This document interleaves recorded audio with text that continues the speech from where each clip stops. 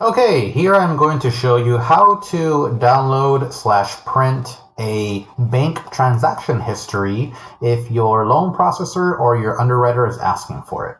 Now, don't worry, this is just a fake account, a sample I found online. It's not my actual real account. Now, the first thing we want to make sure that we're doing is we want to make sure that we're on the bank website. Okay, the mobile app will not work because it does not have the sufficient information that the underwriter needs. So make sure you log in on your computer to the actual website of the bank. Now, once you are logged into your account, make sure that you select on the right one, whether it's checking, savings, whatever it is. Make sure you're in the right account.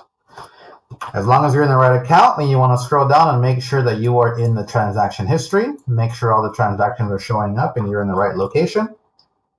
Then you want to look for something that says filter, or there might be a box that says date range.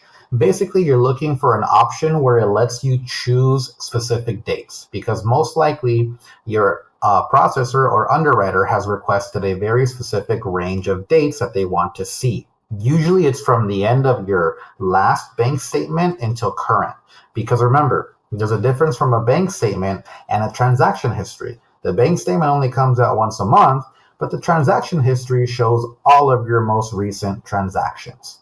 Now, once you've selected the dates that were requested from you, then you want to make sure you come down here and make sure that all the right dates are showing up. If all of that is good, then you're ready to download it/print it. Now, normally you would want to go to download because that makes sense, right? You want to download a copy of the transaction history.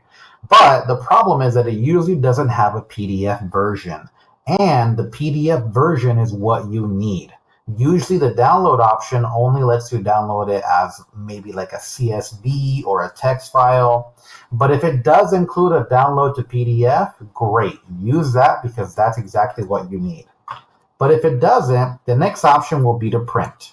You either find where it says print or you look for a picture of a printer. There should be somewhere on this page, there should be a way to print the page. If you don't see it, worst case scenario, you can move your cursor somewhere off of the page, somewhere off of an image or text where it's blank, right click it, and then you'll be able to hit print.